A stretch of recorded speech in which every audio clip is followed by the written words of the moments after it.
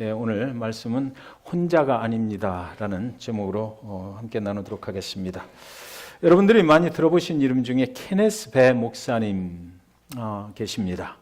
이분은 우리와 같은 미 남침내교단에서 안수를 받으시고 선교 사역을 위해서 중국과 북한 사이에 있는 단둥에 가셔서 관광 사업을 하시면서 복음을 증거하셨던 분입니다.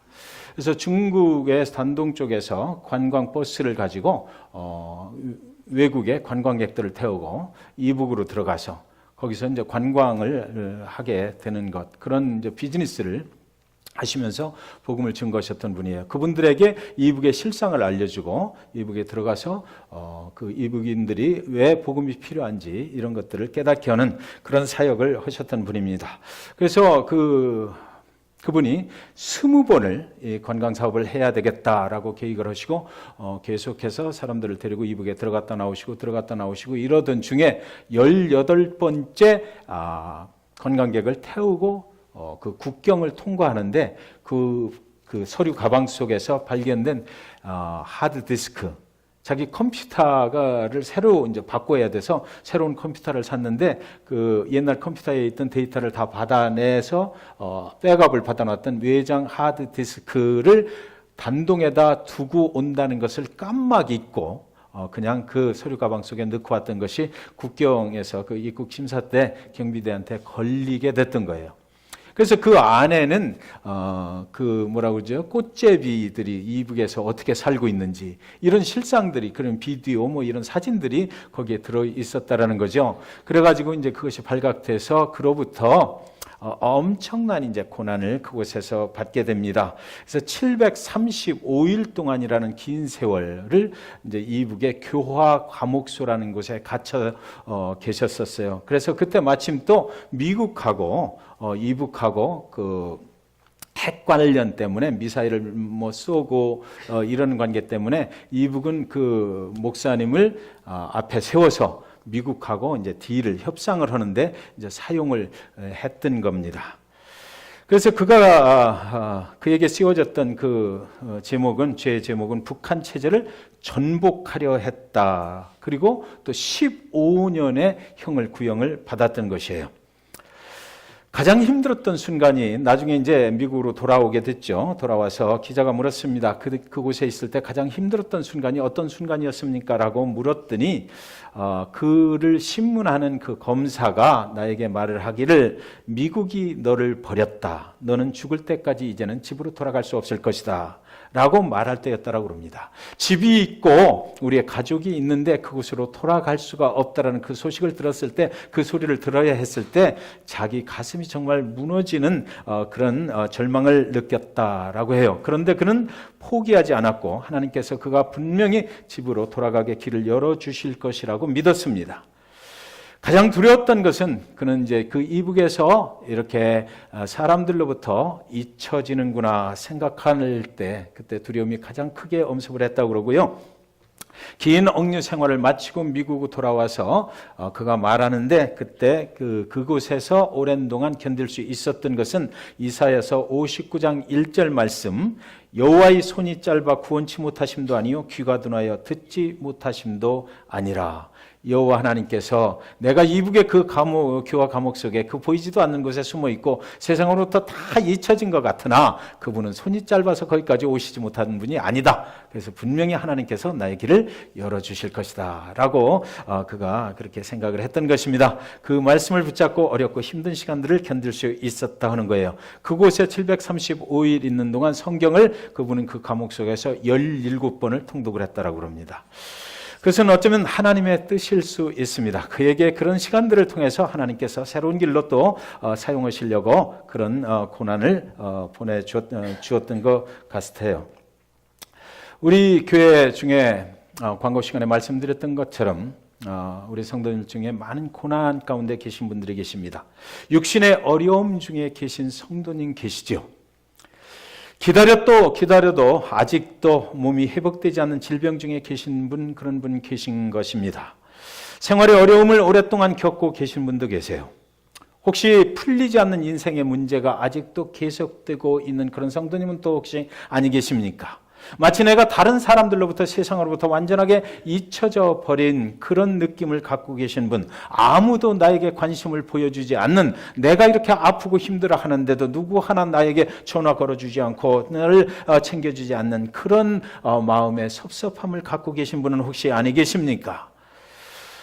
내 사랑하는 가족 중에 질병에 걸려서 지금 수술실에 들어가야만 되는 그런 분은 또 아니 계십니까? 아니면 내 자신이 어렵고 힘든 치료 이 과정을 앞으로 어떻게 겪어야 되나, 이런 두려움 중에 계신 성도님은 아니 계십니까? 그런데 기억하셨으면 좋겠습니다. 그 과정 중에, 그 상황 중에 하나님은 함께 하신다라는 것입니다. 그 고난 중에 그 모든 상황을 인도해 오신 분이 하나님이시고, 그것을 통해서 무언가 하나님의 계획이 있다는 것, 그것을 꼭 기억하시고, 그 케네스 배 목사님이 기억하셨던 말씀처럼 여호와 그분의 손이 짧아서 나를 보지 못하시는 것이 아니라는 것, 그것을 꼭 기억하시고, 그 고난을 통해서 하나님의 계획이 이루어진다라는 것, 그것을 기억했으면 좋겠습니다. 너무나 힘들고 어려워서 하나님을 찾지 못한다 할지라도 하나님은 우리와 함께 하시는 하나님이시기 때문이에요. 그분이 우리를 구원하시고 그분이 우리를 통하여 영광 받으시기를 원하시는 것입니다. 그러니까 지금 여러분들이 겪고 계신 그 상황 속에서 하나님은 영광을 얻으시길 원하신다라는 것, 그것을 우리는 기억해야만 합니다.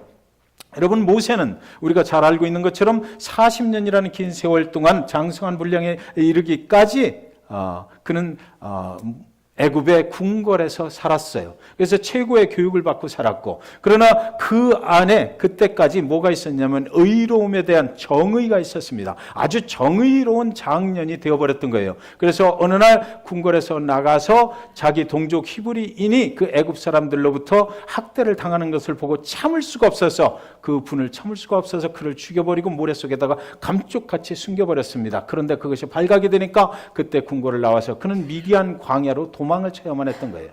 그리고 미디안 광야에서 40년이라는 생활을 세상 어느 누구도 찾지 않는 곳에서 그는 살아야만 했던 것입니다. 그리고 40년이 지난 후 하나님이 그를 잊지 않고 그를 찾아오셔서 40년 전에 했던 일보다 더 엄청나게 큰 일을 하나님의 방법으로, 40년 전에는 하나님이 아닌 자신의 방법으로 하려고 했던 그것을 이제는 하나님의 방법으로 할 수 있도록 그에게 책임을 부여해주고 그를 그 애굽에서 이스라엘 백성들을 광야로 인도해내는 그 막중한 사명을 수행하는 리더로 사용을 하셨던 것입니다. 우리가 세상으로부터 잊혀진 것 같은, 나에게 아무도 관심을 쏟아주지 않는 것 같은 이런 상황 속에도 하나님께서는 그것을 계획적으로 거기까지 인도하시고 하나님이 또 부르실 날을 기다리게 만들어 주시는 것이지요. 오늘 모세처럼 미디안 광야에 계신 분도 계시리라고 믿습니다. 그러나 오늘 기억했으면 좋겠어요. 지금은 하나님이 당신을 하나님 사이즈의 일을 할 수 있도록 빚으시고 계시다는 것, 그것을 꼭 기억하시기 바랍니다. 저 깊은 터널의 끝에서 여러분은 지금까지는 상상도 할 수 없었던 하나님의 크신 일로 쓰임을 받게 될 것이라는 것입니다. 형 에서의 장자권을 가로채고 야곱은 형이 받아야 할 그 축복을 가로채버리고, 그리고 발각이 되자 무조건 도망치는 일밖에는 그가 살아남을 길이 없더라고 생각을 했습니다. 어머니 리비아의 도움을 받아서 어디로 가라라는 지시를 받고, 그리고 어디가 어딘지 분별이 안 되는 채로 언젠가는 그곳에 도착하겠지라고 외삼촌 댁을 향해서 무조건 달려가기 시작했던 것이에요. 부엘세바에서 하란까지 가던 길에 어느 날 날이 어두워지고요, 어딘지도 모른 채 두려움과 광야의 추위 속에서 오돌오돌 떨면서 어두운 가운데 땅바닥에 누워서 잠을 청해야만 했던 것입니다. 밤하늘에는 수많은 별들이 반짝였을 것이에요. 다시는 돌아갈 수 없을 것 같은 형이 있는 집이 생각이 났습니다. 그러나 돌아갈 수가 없어요. 아버지를 속이고 형 에서를 속였던 날들이 후회스러웠겠지만 때는 이미 늦었습니다. 후회해도 소용이 없어요. 납작한 돌멩이 하나를 주어서 베개를 삼고 차가운 그 사막의 밤에 잠을 청하는 것입니다. 나의 미래는 과연 어떻게 될 것인가? 아무리 남을 속이는 재주를 타고난 야곱이라 할지라도 이 광야의 밤에 속일 사람도 거기는 없잖아요. 가족들로부터 그는 영원히 잊혀져 버리고 그런 운명에 처하게 됐던 것이에요. 장자권을 빼앗긴 빼앗았는데 그 장자권이 가족과 함께 있질 않은데 무슨 소용이 있겠느냐고요.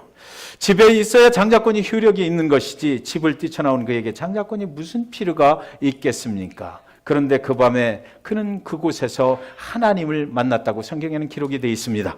28장 12절에 보면 꿈에 본즉 사닥다리가 땅 위에 서 있는데 그 꼭대기가 하늘에 닿았고 또 본즉 하나님의 사자들이 그 위에서 오르락 내리락 하고 이렇게 되어 있어요.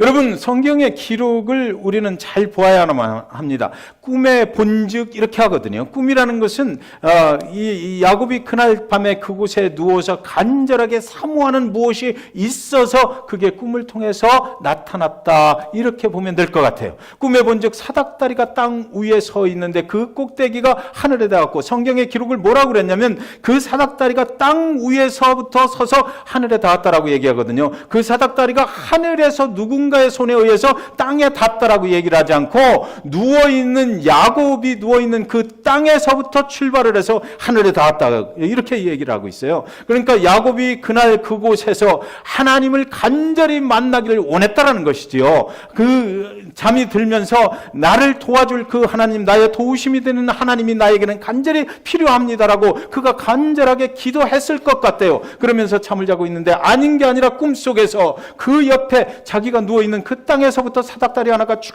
올라가는 거예요. 그러더니 올라가더니 그 하늘에 가서 딱 닿더니 그 하늘에 천사들이 내려와서 오르락 내리락 하는 거거든요. 오르락 내리락 무엇입니까? 무엇을 얘기하는 거예요? 기도를 얘기하는 거죠. 야곱의 기도가 하늘에 닿는 순간입니다. 그리고 또 서로 하나님과 교제하는 게, 대화를 하는 게 기도잖아요. 그러니까 야곱이 그날 그곳에서 꿈속에서 하나님을 간절히 사모하는, 나를 도와주십시오라는 그런 기도를 했을 것이다 라고 우리는 추측해 볼 수 있는 것이죠. 그것이 꿈에 그렇게 나타났다라는 것입니다.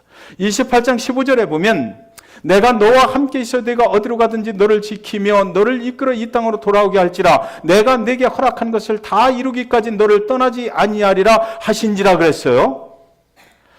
하나님께서 그 사닥다리 꼭대기에 서셔가지고 야곱에게 이제 말씀을 하시는데, 이 말씀을 하신 거죠. 내가 너와 함께 있겠다. 하나님은 사기꾼 같은 야곱과 함께 하시는 하나님이시라는 거예요.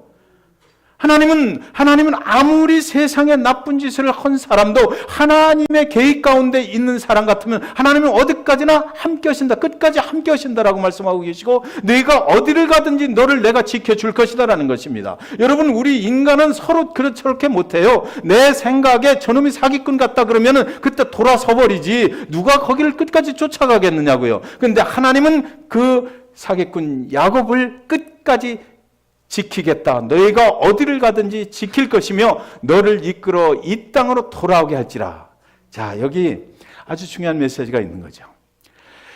야곱이 정말 형 에사한테 돌아가고 싶었을까요? 지금 이 순간에? 돌아가면 어떻게 돼요? 형 에사한테 죽을 거예요. 그런데 하나님께서는 너를 어디론가 보내서 그곳에서 한동안 어떻게 만들어 가지고 다시 형 에사에게로 돌아오게 할 거다라고 말씀하시는 거죠.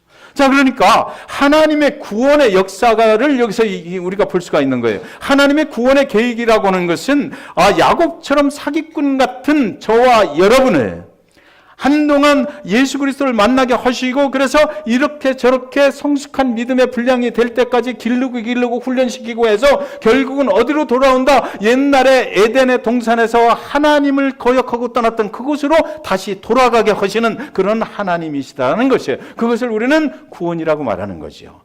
그래서 오늘 이 야곱에게 하나님께서 이렇게 말씀하시는 거예요. 그 사닥다리 꼭대기에서 내가 지금까지 살아온 인생 관계없다 이거죠. 내가 어떤 인생을 살았든지 죄인인 건 분명하고, 그래서 나는 그것 때문에 돈 케어, 그리고 내가 가는 곳까지 끝까지 쫓아가서 어떻게 해가지고 나중엔 결국에는 에서에게로 너의 고향 집으로 돌아오게 하겠다. 장자권, 내가 너를 선택해서 그렇게 만들으니까 그것이 효력을 볼 날이 분명히 있을 것이다. 그래서 야곱의 후손을 통해서 다윗이 나오고 그 후손을 통해서 누가 나와요? 예수 그리스도가 나오는 이 일에 쓰임받게 할 것이다라고 약속을 분명히 하신 것이에요.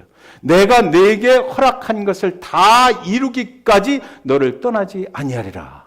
하나님께 한번 잡힘 받았으면 하나님은 절대로 그 인생을 포기하지 아니하신다라는 거예요. 저와 여러분이 때로는 뭐 시험에 빠지고 유혹에 빠지고 뭐 여러 가지 사탄의 유혹에 견딜 수 없어서 믿음이 약해서 여러 가지로 뭐 예배 생활 제대로 못하고 교회 생활도 제대로 못하고 그럴지라도 하나님께서는 절대로 한번 점 찍어 놓은 인생을 포기하지 아니하신다라고 지금 말씀하시는 것입니다.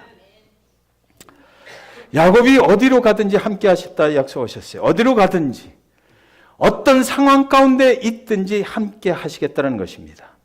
하나님은 여러분 완전한 자를 쓰시려고 하시지는 아니하시지요. 하나님은 우리의 연약함을 아십니다. 우리의 악함을 아셔요. 우리가 하나님을 떠난 이후에 어떤 악한 세상에서 살아가고 있는지, 그 악의 영향을 받아서 어떻게 살아가고 있는지, 우리는 야곱처럼 짓밟고 일어서야만 세상의 삶을 살아갈 수가 있다는 것 하나님이 아십니다. 남을 짓밟고 그 경쟁에서 이겨야만 살아갈 수 있어서 어쩔 수 없이 믿음의 사람들도 때로는 그렇게 실수하며 산다는 것 하나님이 아신다 이거예요. 우리의 연약함도 하나님이 아셔요. 인간이 얼마나 연약한지 여러분 아세요? 베드로가 예수 그리스도를 아주 충성스럽게 따라가는 수제자였잖아요. 그런데 그가 예수 그리스도 십자가에 달리시기 전에 대제사장의 집으로 끌려 들어가기 전에 뭐라고 그랬어요? 내가 죽어도 같이 죽고 이 주를 위해서 내가 생명을 걸겠습니다라고 그렇게 했거든요. 그렇게 하고 이 제사장 집으로 끌려 들어가는 그 예수를 따라가다가 그 베드로가 언제 무너집니까? 베드로 앞에 칼과 창을 든 군인들이 와서 너 제대로 말하지 않으면 내가 죽여버릴 거야 라고 해서 그가 무너졌나요? 아니면은 로마 병정들이 그를 베드로를 둘러싸고 널 감옥에 가둘 거야 라고 했을 때 무너졌어요? 그렇지 않죠. 인간이 얼마나 연약하냐 베드로가 보여주는데 그가 어디서 무너져요? 제사장의 집의 바깥 뜰에서 일하고 있는 불을 떼는 어린 소녀 하인이 너를 내가 예수를 따라다니는 사람 중에서 본 것 같아? 라고 하는 그 말 한마디에 완전하게 무너져 버렸던 거예요. 인간의 연약함이라고 하는 게 이것이죠. 우리가 아무리 믿음이 강한 척해도, 아무리 예수 그리스도 잘 믿는 척해도 내 생명과 연관되는 일이 딱 왔을 때 그 앞에서 견뎌내기가 정말 힘들다라는 것입니다. 인간의 연약함은 이런 것인데 이것을 누가 아신다고요? 하나님이 아시고 계시다라는 거예요. 오늘 돌아오는 마지막 길에서 오늘 그러니까 이제 야곱이 밖에 외삼촌 댁에 가서 20년이라는 시간을 보내잖아요. 그리고 나서 이제 하나님이 약속하셨던 것처럼 집으로 돌아오는 날이 있어요. 그 돌아오는 마지막 날에 어디서 또 사건이 벌어집니까? 오늘 돌베개를 베고 누웠던 그곳에서 또 사건이 벌어지는데 하나님의 약속이 그대로 지켜지는 것입니다. 야복강 나루터 그곳에서 나타나시는 하나님의 사자와 밤새 씨름을 하거든요. 거기서 이제 20년 후에 돌아올 때 얘기예요. 형 에서에게 돌아가는 길에 하나님은 그의 환도뼈를 부러뜨려 버립니다. 엉덩이 이 허벅지 관절을 갖다가 부러뜨려 버리는 거예요. 그리고 야곱은 다리를 이제 절게 되죠. 그래서 거기서 축복하신다는 약속은 받아냈지만 그의 육신은 망가졌어요. 그리고 형 에서에게로 이제 절룩거리면서 돌아가게 되는데 창세기 33장 3절에 보면 그 절룩거리면서 나가서 자기는 그들 앞에서 나아가되 몸을 7번 땅에 굽히며 그 형 에서에게 가까이 가니 이렇게 돼 있어요. 여러분 그 에서 형을 피해서 도망칠 때 같으면 이런 생각을 하면 안 되죠. 그 야곱이 어떻게 하면 내가 에서 형한테 돌아가서 그 형을 감쪽같이 또 속이고 그곳에서 내가 장자권을 가지고 잘 살 수 있을까 이런 궁리를 해야 돼요. 그런데 돌아오는 길에 마지막 밤에 그 야복강 나루터에서 이 엉덩이 허벅지 관절이 부러진 상태로 이제 하나님의 축복을 거기서 받게 되면서 이 사람이 완전하게 변해버립니다. 하나님께서 그 밤새 씨름을 하면서 그 인생을 부러뜨려 버렸어요. 야곱의 인생을 거기서 부러뜨려 버린 거예요. 더 이상 사기꾼으로 살 수 없을 정도로 망가뜨려 버렸어요. 고통받게 하셨어요. 그래서 이제 형 에사 앞에 가서 7번 땅에 굽혔다 그러거든요. 7은 완전수입니다. 완전하게 형한테 굽혀버린 거예요. 완전하게 형한테 나를 용서해 주십시오라고 말하면서 엎드려 버렸다고 이게 성경에는 기록이 돼 있는 거죠. 20년 동안의 광야 생활 속에서 함께 하셨던 그 하나님, 그를 형 에서에게로 돌아오게 하신다는 그 약속을 지키신 하나님이 형 에서를 만나기 바로 직전에 그의 허벅지 관절을, 그의 인생의 세상살이 삶을 완전하게 부러뜨려 버려서 아무리 노력을 해도 자기 힘으로 형 에서를 대항할 수 없이 만들어 버렸다라는 것이에요. 그것이 축복이 됐다. 성경에서 말씀하시는 축복은 바로 내 세상의 생각과 내 생각이 부러져서 내 힘으로 할 수 있는 일이 아무것도 없이 만들어졌는데 그날 밤에 하나님이 그를 축복하셨다라는 거예요. 네.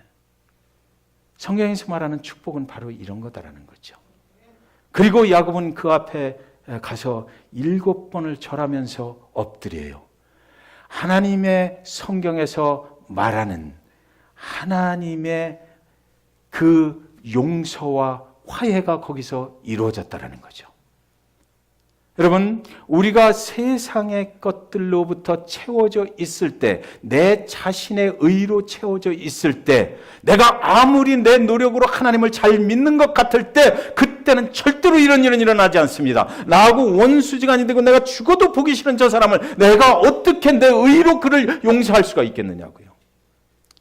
나의 가진 모든 것들이 부러져 버리고 내가 혼자 할 수 없고 오로지 하나님 그분만을 의지하게 되면 그때 우리는 용서할 수 있어요. 하나님과 화해할 수 있어요. 나를 용서하신 예수 그리스도의 이름으로 하나님 아버지 앞에 내가 7번이 아니라 100번이라도 내가 그 은혜를 사모하는 자로 변화받을 수 있고요. 그리고 하나님을 사랑하라, 그리고 네 이웃을 사랑하라 하신 그 말씀이 우리 삶에 그때야 비로소 적용이 될 수 있다라는 거예요. 그렇게 용서와 화해가 이루어지니까 형 에서가 400명의 병사를 데리고 나왔다가 그 엎드려 있는 동생 야곱을 가서 입을 맞추고 끌어안았다. 이렇게 성경에 기록되어 있습니다.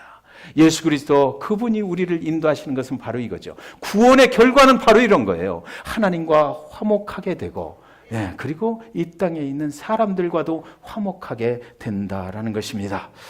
여러분, 두 친구가 사막을 걸어가고 있었어요. 아주 친한 사이지만 둘은 문제가 생겨서 언쟁을 아주 심하게 했습니다. 감정이 격해지는 한 친구가 다른 친구의 뺨을 그냥 분노하면서 때려버렸어요.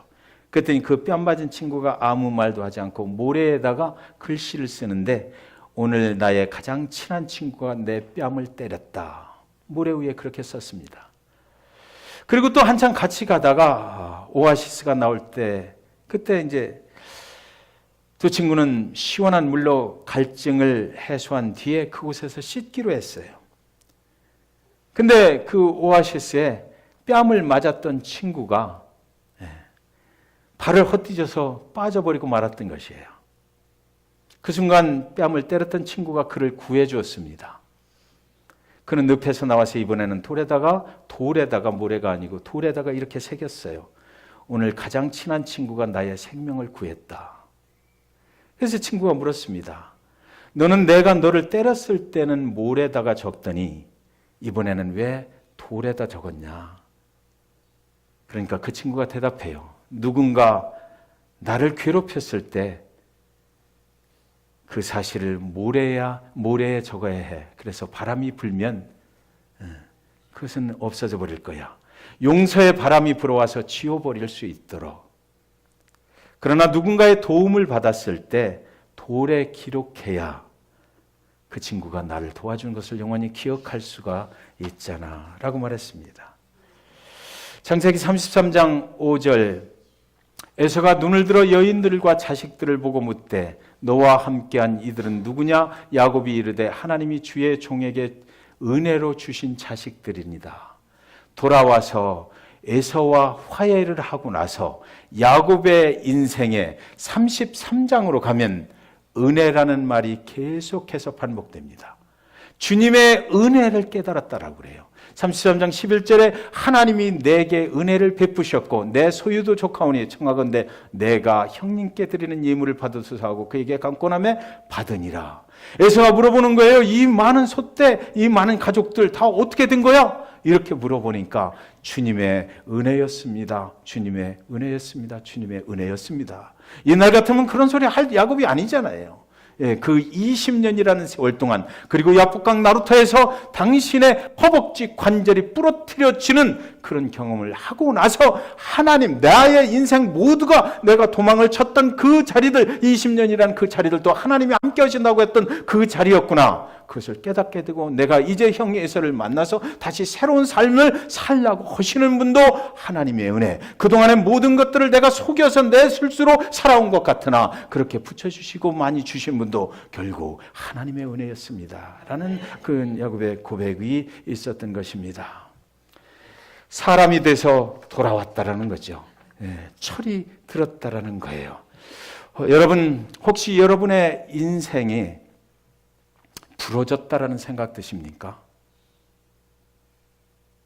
그곳에 하나님의 은혜가 임하신다라는 건 믿으시기 바랍니다.